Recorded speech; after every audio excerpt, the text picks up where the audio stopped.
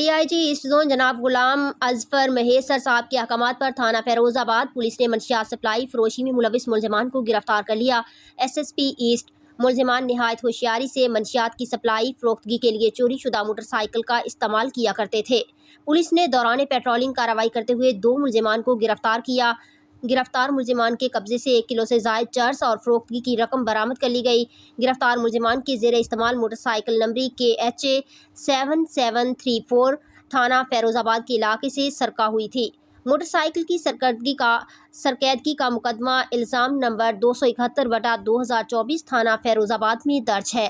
گرفتار ملزمان کے خلاف ضابطے کے تحت مقدمہ درج کر لیا گیا ہے، جبکہ مزید تفتیش کے لیے متعلقہ تفتیشی حکام کے حوالے کیا گیا۔